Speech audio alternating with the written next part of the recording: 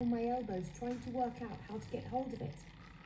I'd have to transfer back into my wheelchair and then ferry myself across the room, reach down for the case, struggle with opening it, get myself all the way back to the bed while trying to balance the laptop on my knees, then put it on the bed where it wouldn't be nudged off, and then haul myself and my dead legs back onto the bed under the covers.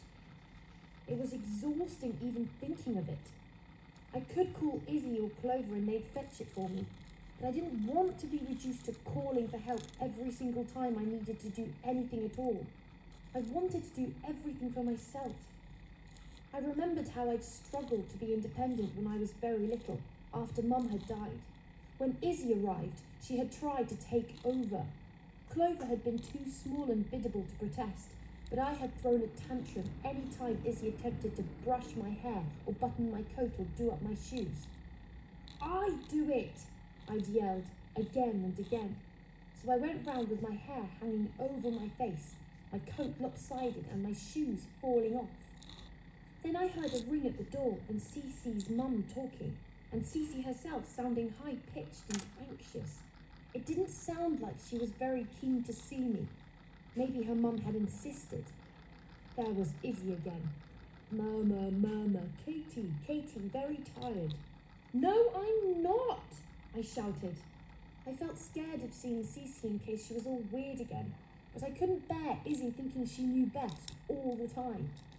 So she ushered Cece and Mrs. Hall into the room, opening the curtains again. The daylight made me blink. I thought hours had gone by, but clearly it had only been a matter of minutes. Cece was wearing her new Springfield uniform. White blouse, navy and red tie, navy skirt. It suited her. "Hello, Katy dear. Oh, you look lovely and comfy in here," said Cece's mum brightly. "We'll try and make it a bit prettier if this is going to be Katy's room permanently," said Izzy. "Luckily, we've already got a shower in the downstairs loo, and we'll get a stair lift for the stairs. That'll make life a lot easier." "Oh, goodness, Izzy, it's turned your life upside down, hasn't it?" said Cece's mum. "I feel so sorry for you." "What? I was the one who'd had the accident and was stuck in bed, unable to do the slightest thing for myself. I was the one who couldn't run or dance or play properly with the littlies. I was the one who couldn't go to secondary school with all the others. I was the one who'd get pointed at and ridiculed or pitied. I was the one who'd never be able to have proper mates on an equal basis. I was the one who'd never get a boyfriend. I was the one who couldn't ever have a proper career. I was the one who couldn't ever manage in my own house. I was the one who would have to be treated like a helpless baby forever." I didn't say any of this, but perhaps it was plain what I was thinking because Izzy steered Cece's mum away to the kitchen for a cup of tea, so that the girls can talk. Well, that was a stupid thing to say. Cece and I just stared at each other. Both of us swallowed hard, but any words stayed stuck in our throats. At last, Cece stammered, How are you, Katy?" I stared at her. It seemed such an incredibly stupid question, so silly that I actually burst out laughing. Cece looked startled, and then started giggling feebly too. Then we carried on laughing until we were gasping and heaving and snorting, and it felt so good to be having a mad giggling fit, just like we'd done in the old days. "You nutcase," I blurted out between bursts. "I know," said Cece, "but I couldn't think of anything else to say." "Oh, Cece, I've missed you." "I've missed you too, so much. You didn't come to see me in hospital all that time, and you only came once." "I'm sorry.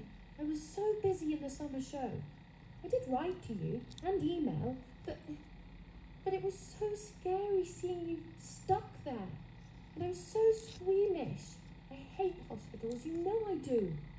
"I hate them too." "Oh, Katy." Cece sat down on the bed beside me and grabbed my hand just the way she used to. "Was it really, really bad? Were you in a lot of pain?" "Well, I was for a bit, from the wound thingy on my back after the operation. I paused. I decided to torture her. Shall I tell you what they had to do to stabilise my spine? They cut right down and... No, don't! Shut up! Okay, but think what it was like for me actually having to have it done. You mean you were fully conscious? They didn't give you any anaesthetic? Cece's voice grew high with horror. Well, of course they knocked me out first, but then think what it was like for me when I came round and I still couldn't walk at all. And you still can't now? Not even a little bit? Cece's eyes swiveled fearfully to the long mound my legs made in the bed. I'll show you, I said, pulling at the duvet. No, don't, said Cece, panicking again, as if I were trying to expose something hideous and suppurating. It's okay, you nutter. They just look like legs, perfectly ordinary, just useless. I pulled until my legs were exposed from the knee down. Cece peered at them anxiously. Now tickle under my feet.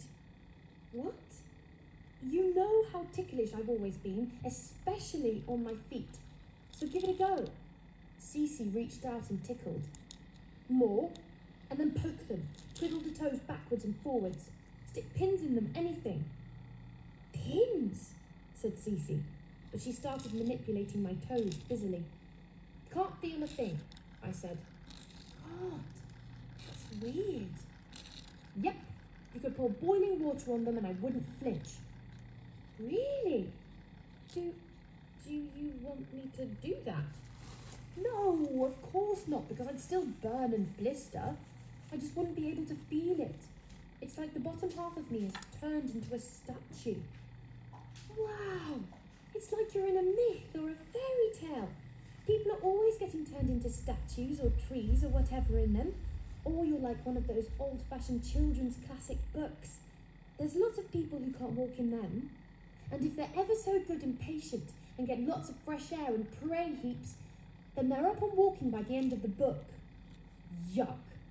Yeah, double yuck, said Cece uncertainly. Me and my friend Dexter are maybe working on a new book about death and disease and all that kind of thing, I said proudly. Dexter? He was one of the boys in the other ward. Well, not really a boy. He's 16. And he's your boyfriend? I hesitated. I was desperate to get things back to normal, with Cece being a little bit envious of me all the time. But my friendship with Dexter was so precious to me, I didn't want to pretend at all. He's not my boyfriend. He's my friend. Half the girls in my class say they've got boyfriends, but I'm not sure I believe them, said Cece. What's it like, Springfield? It's a bit scary. It's so big, and it's horrible not having you there. I have to sit next to this lumpy girl called Alex, who's incredibly boring. Who else is in your class? Is Ryan? No, worse luck. At least he'd be a laugh. He's in 7A. Still, the good news is that Eva Sew-Up herself Jenkins is in 7A too. So who do you hang out with? There's no one really special. I don't actually reckon any of the girls. Some of them are a bit scary. They act ever so odd and wear makeup and do weird things with their eyebrows. They've all got boyfriends, or at least they say they have. Aren't there any who like reading or art?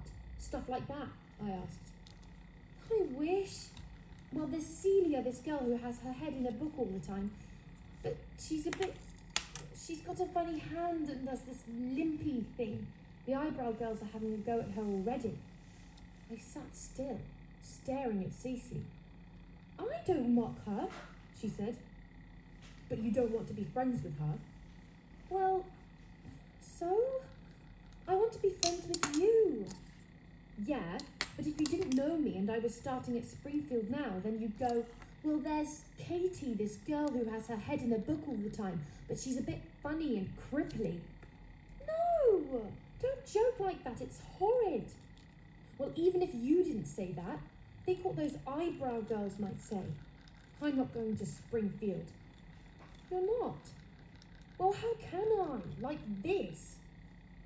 So where will you go? I don't know. I hadn't even talked about it with Dad. I had some dim expectation that I'd have to go to some special school for disabled kids. The thought made my stomach churn. I was disabled now, forever and ever, and I hated it. Chapter 20. You need to rest, Izzy kept saying. But I couldn't rest. I was restless. I tossed my head and flung my arms about so much that I kept pulling muscles. It was as if I wanted to escape my own lower half and run away on non-existent legs. Izzy tried to make me do my exercises when I was in this mood, but I didn't want to do pathetic physio stuff. I wanted to run and jump and cycle and skateboard.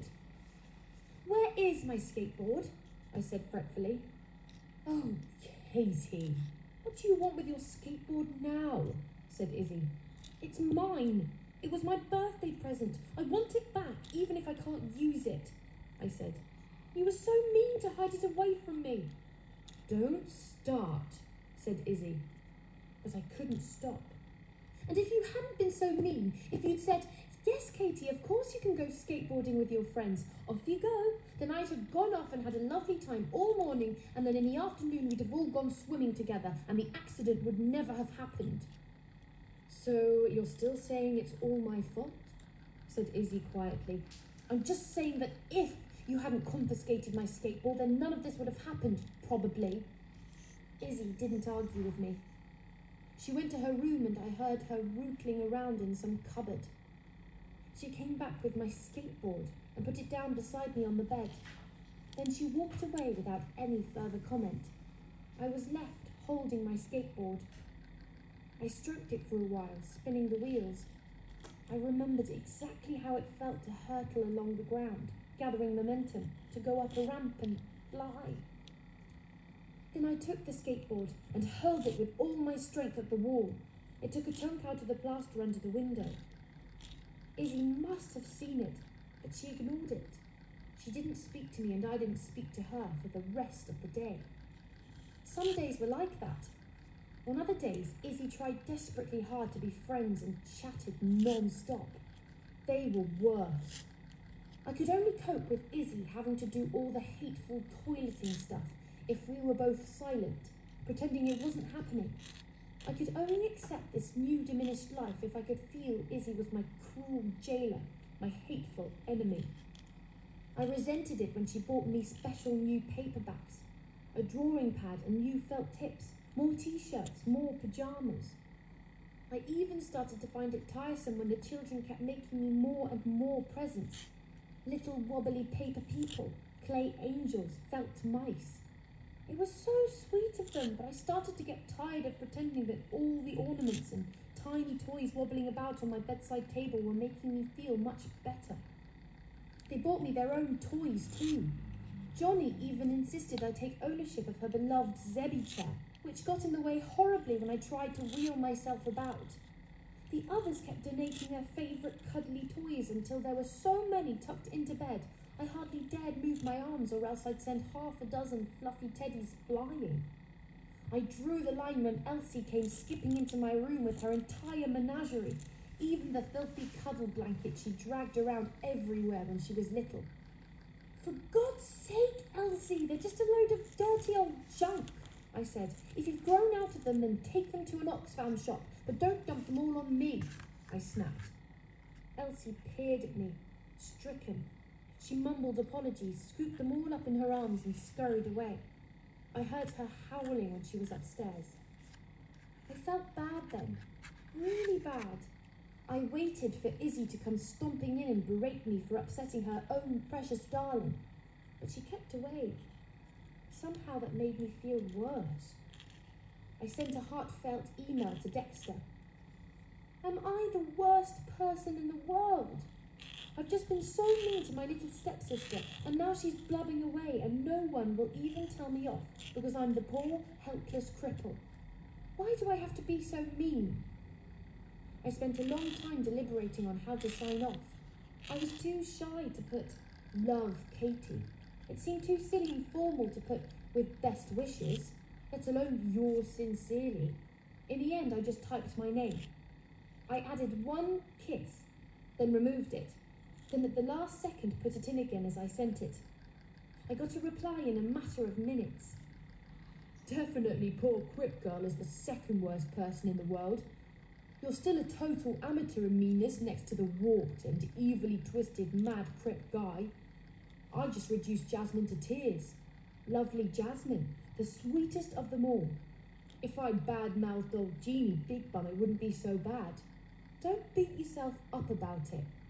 How are you doing anyway? They're talking about me going home soon too. Can't say I'm looking forward to it, with parents fussing and fretting. But it's totally crap here too, especially since you went home. No one fun to talk to. Dexter. Kiss. He'd sent me a kiss too, and he'd made it plain he was missing me. I felt so cheered that I yelled out to Izzy and Elsie that I was sorry and acted like Saint Katy for the rest of the evening. But the next morning I felt as mean and mad as ever. When she came back from ferrying the children to school, Izzy tried to get me interested in her stupid handbags. They were made of very soft suede or leather, with appliqued flowers added on top. They were much too posh and girly for my taste, but Izzy sold quite a few at craft fairs. I want to do a special wintry design with sprigs of holly and mistletoe instead of flowers. I think they'll sell really well at the big Christmas craft fair at the garden centre, said Izzy. Do you think you could help me with them, Katy? What? You want me to come along and act like a Victorian waif? I'll be the pathetic little Crip Girl in her wheelchair. Oh, please buy my stepmummy's handbag so I don't have to sell matches on the street. Katy, don't. I didn't mean